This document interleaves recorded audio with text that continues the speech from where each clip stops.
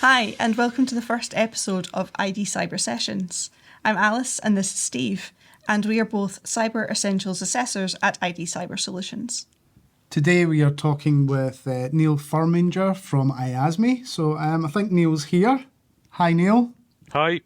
Great. So you're with IASME. So who are IASME, and can you sort of describe what your role is within IASME? IASME is, predominantly we started off by providing cybersecurity or supporting companies with cybersecurity assurance. So originally IASME started out as a certification that was designed to be for SME businesses. And that started way back in 2012. And as part of that, government invited IASME or Emma Philpott, our CEO, to be part of a project to create a cybersecurity accreditation, which turned into Cyber Essentials. To cut a long story short, we are the sole Cyber Essentials partner, but we have other accreditations as well that we offer. And we work with 300 CBs across the UK to provide cybersecurity certifications and information assurance certifications, etc., IoT, maritime, all kinds of things, security and information security based. And a second part of our business is also to provide community-wide projects for vulnerable people and people who unemployed people to get into cyber, etc. So we do lots of projects like that in the area, and we have an extensive team working on that as well. That sounds amazing. In your role, obviously, you're the Cyber Essentials Manager. So can I ask, what is your background and how did you end up working in this role?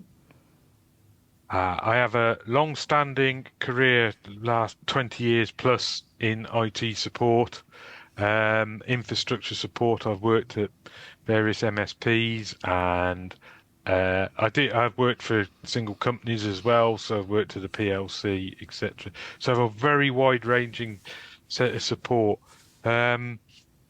But I became at the last MSP I worked at. We became a certifying body for Cyber Essentials, and I became a Cyber Essentials assessor for both CE and CE Plus.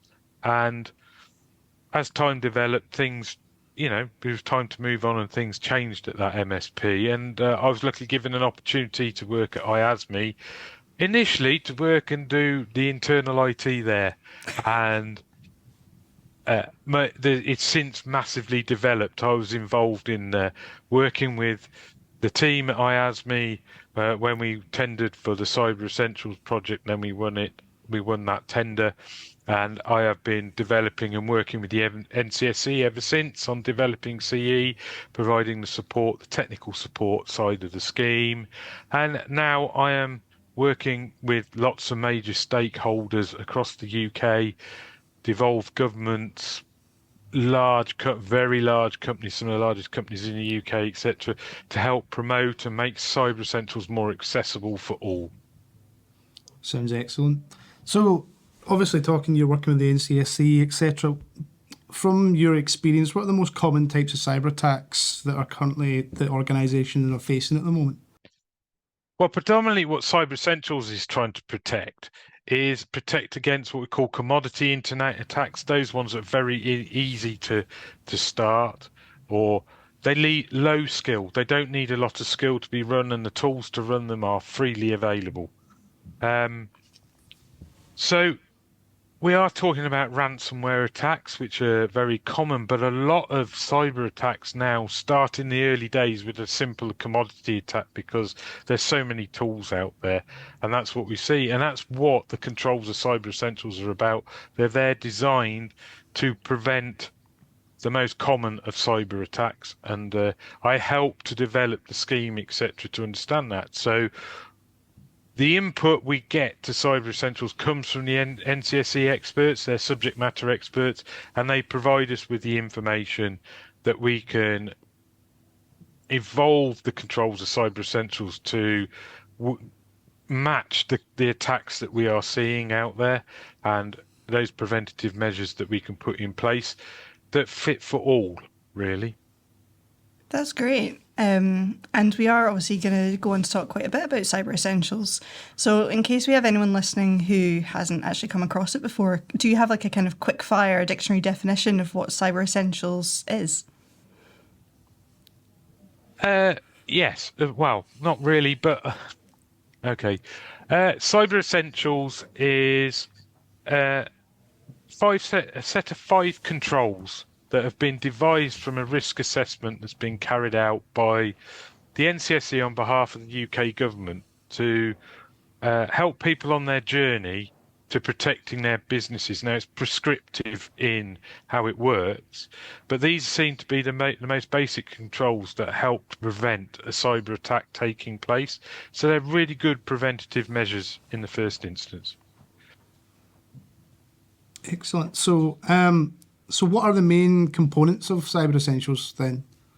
So in Cyber Essentials, there's 5 controls, and they're looking at the 5 key areas, or the most, I don't want to say, they're the key areas that are seen as the journey to start on cybersecurity and how you can prevent the most basic attacks. So we're talking about controls around your firewalls. That's whether they're a physical firewall inside the company's network or the software firewall on the user's devices. We're talking about how those devices are configured in a secure manner, whether that means whether they've got default accounts, have they been disabled when they're first set up, or there's their software on there you never use, disable it or remove it. We then looking at patching or security management or security updates. This is to manage your vulnerabilities of your machines, to make sure that your operating systems and all the software you've got have got all the latest security updates. Then we've got user access controls, and that is about the user accounts and how they're protected on your software and your devices. And then finally, we're talking about malware protection. So this is the software you installed on your devices, or now comes almost default with most operating systems, is to protect from if you actually have somebody actively trying to attack your machine, is it turned on to prevent them, prevent something running or give you an additional layer of protection. That all sounds great. And why should organisations consider becoming Cyber Essentials certified? Because there are several aspects to this. There is the protection level of Cyber Essentials. These are the basic protections you can put, and they can give you. The current study that's in place says that it will provide you with protection against 80% of common internet attacks. That's a really high percentage to be protecting you against, and they're effective, and the measures out there, they can be used to protect against ransomwares running. And they are principles and methods that have been around for a long time and really should be adopted by all in any environment, any size of company. And a lot of the controls now are promoted by the NCSE and ourselves to be used in the home environment, even your own personal devices as well. So it's really important. There's really, really strong measures. Now, to get certification, it's important because we're starting to see this run through a lot of supply chains. For a lot of local government, UK government contracts, it's now starting to be a requirement to show you have that basic level and you have an understanding of cyber security. So it gives you that option to prove that you care about cyber security and you've got an understanding, but also shows to the contract holder who issues the contract that you've got some security in their supply chain as well. And that's really important, because cyber security as a whole needs to be an all-company effort to reduce the number of attacks. So, all excellent stuff. I mean, you've already sort of said this, but so you kind of agree the fact that all organisations should sort of aim for the basics that are in sort of Cyber Essentials then? Yeah, very much so. The scheme is designed to fit from your sole trader or micro company up to the very largest companies. And it's important to remember that from the outset, when Cyber Essentials was first set up and ran in 2014, that was always the intention. A lot of it is about we get a lot of challenges about Cyber Essentials on what size of company and organization it's designed for. And the honest truth, it's for all. It challenges all sizes of organisation to put these controls in the first instance, but it's been very much whenever we're talking about the evolution and how we design and the changes that come up and the evolution of Cyber Essentials, we do consider all sizes, and it's a one size fits all accreditation or certification. And if someone was looking into getting certification, they'd see Cyber Essentials, but they would also see Cyber Essentials Plus. Could you explain the difference between those two certifications, and also maybe speak to why a business might consider going for Plus rather than the basic? It's about levels of assurance. So CE, verified self-assessment, you fill out a questionnaire, and then it is your answers are checked and verified by a qualified Cyber Essentials assessor.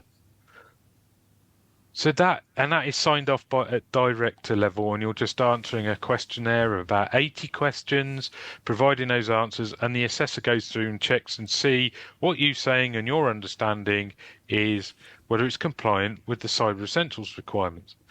For Cyber Essentials Plus or CE Plus, this is an audited version where actually an assessor will look at the answers that are provided, and then they'll run a series of tests against your organisation, a sample of your organisation's devices, and also any external firewall that's got an external interface to the internet. They'll be doing some vulnerability scans against it. So it gives you another level of assurance on top to say, actually, there's been tests run against it, against your organisation's devices and internet boundaries, to make sure that what you're saying in the questionnaire you're actually applying in practice. So it gives another level of assurance to people who issue contracts, for the tenders, etc.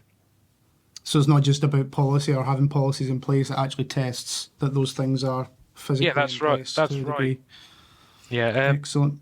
The policy part of it, we're really looking for them to be backed up with technical measures, and that's where CE Plus comes in, because we're saying, right, we're going to now test that you've technically put what you say in place. So they will run vulnerability scans on your internet interface, your device that connects to the internet, and you're doing some form of vulnerability scanning against your laptops and desktops, etc., to make sure you are complying with the update requirements.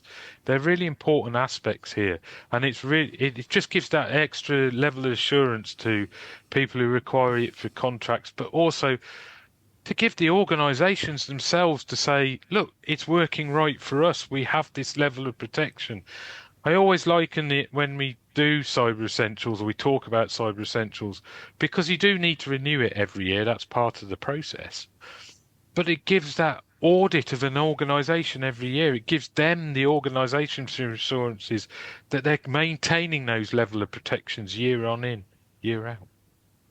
Excellent. So some organisations, they're thinking about getting Cyber Essentials, but they're not technical. So what do you say? Is there help out there to assist people who are doing Cyber Essentials that don't have a technical background?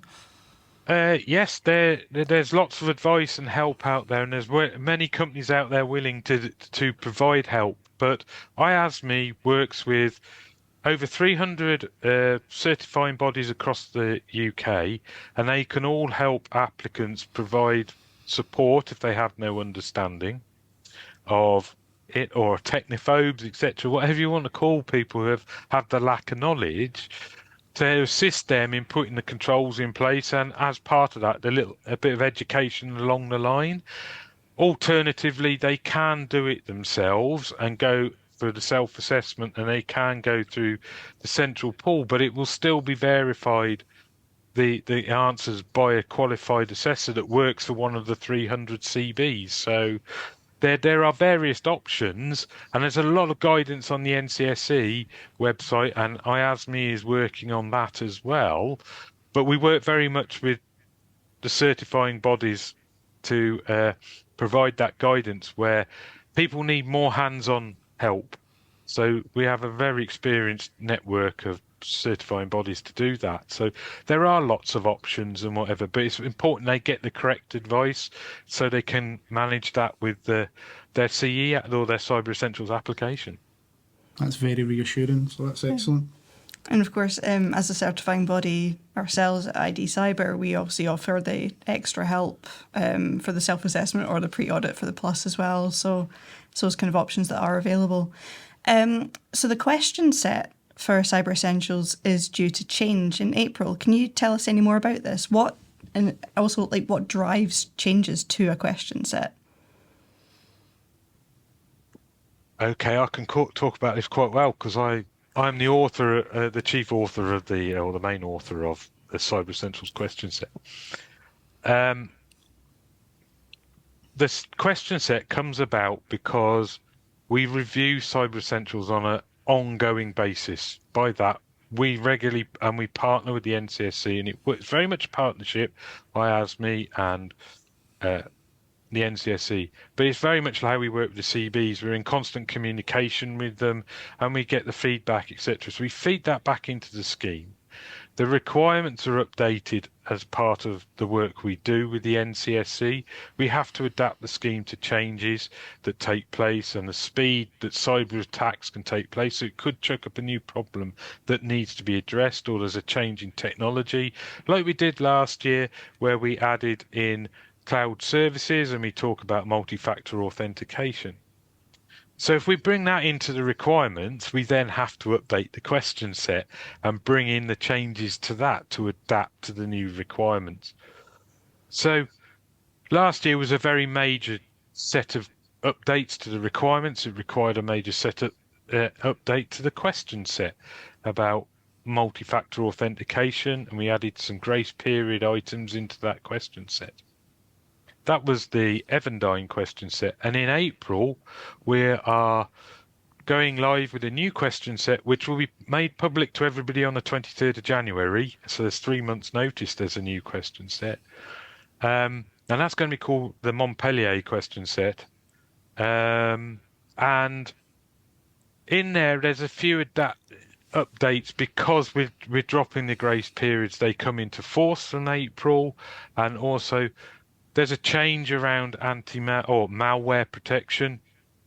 The malware protection questions have been updated because we need to add next generation software, malware protection software in there that doesn't necessarily use signatures as part of it, but offers a level of protection that is fits with the compliance of Cyber Essentials. And there's adjustments to technology and the level of detail that we require so we can understand the scope of organisations, etc. And a lot of the additions, etc., were driven by changes in working practice that took place through the pandemic. And we're just building on that now, and that's where we're having to think about how the level of detail, etc., we're talking about. Something I'd like to address in this video, if I could, please. I'd like to talk about the level of detail we've been asking for. We're now asking for make and operating system of devices because a lot of the updates contain further updates for devices, etc., within it. And also it makes the scheme a bit more accessible, and that's information that's easier for applicants to collect and is available through technical solutions. You know, you get with your Office 365 and your Google Workspace. Cloud services provide that detail, so we've adapted the question set to allow that's the level of detail we're looking for. It's just that there has to be an evolution all the time of what's going on. We review all the time, and it's, you know, next year it will go on a constant review. We just don't know where it will go. We get challenged all the time by the new attacks that come out, etc., and new technology changes, new operating systems, new changes to that, and we have to adapt both the requirements to the scheme and the question set to fit, and that's why there's this review of it that's virtually ongoing all the time. That's excellent. It's good to see that you're continually reviewing it, because obviously the cybersecurity landscape's always changing as well, and attackers are getting more intelligent. So we've got to move with the punches. So some people sometimes criticise certification in general, and the fact that it's like a checkbox exercise. What do you say to those people? I would say it's not a checkbox exercise. There's lots of parts to Cyber Essentials that we see really valuable. It's an education part as well. We're getting people on a cybersecurity journey, but to get the certification, it's a verified self-assessment. Somebody else is looking at those answers. Somebody is challenging those answers sometimes. And we find actually in the feedback we get when people go through the process, they have a really positive experience about it. Not all of them are going to pass first time round. Not all of them are going to get it in the first year, but they may put 4 of the 5 controls in, and they've got to work to the 5th control before they can achieve certification.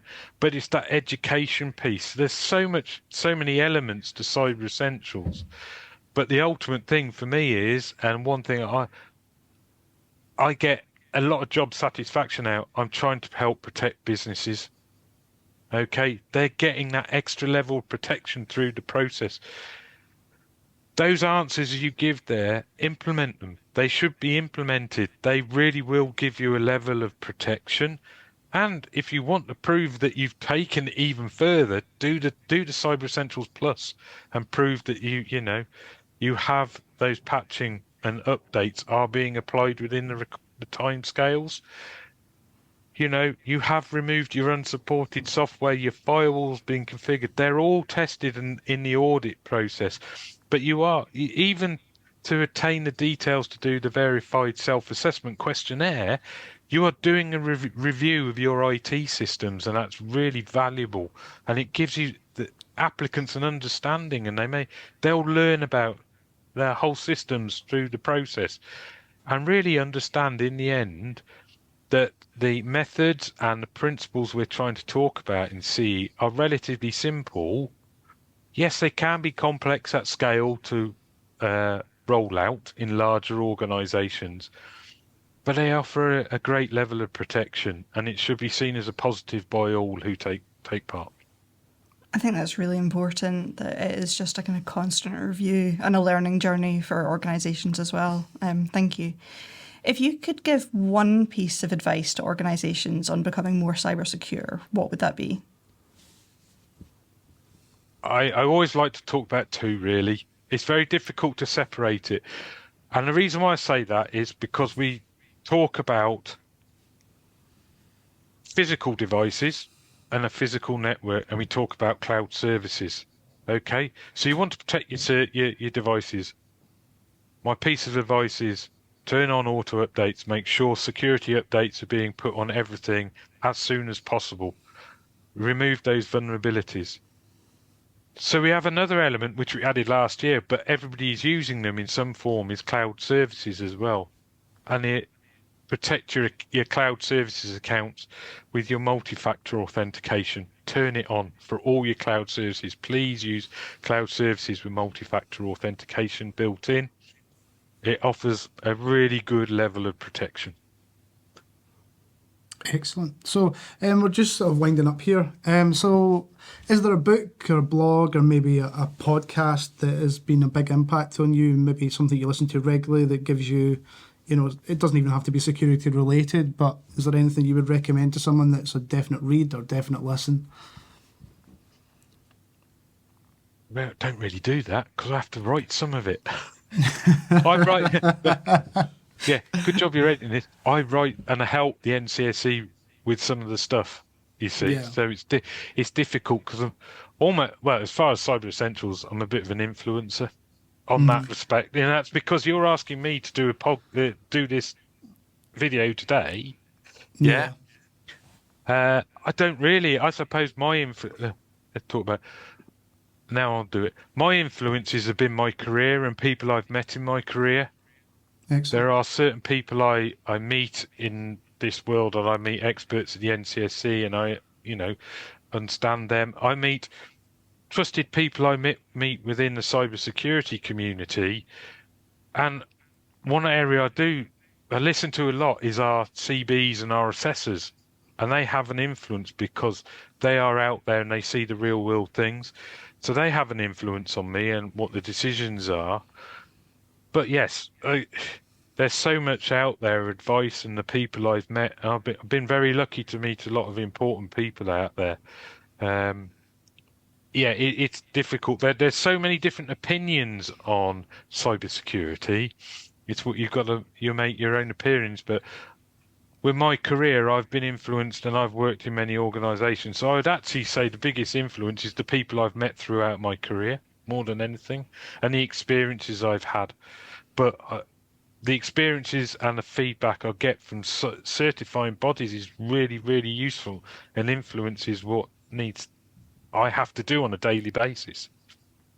I think that's a great answer and a great way to actually wrap up this interview. Thank you so much, Neil, for talking with us today. And thanks to everyone attending this webinar for tuning in. No problem. If you are interested in achieving Cyber Essentials certification for your organisation, please just get in touch with us through our website, cyberessentials.online.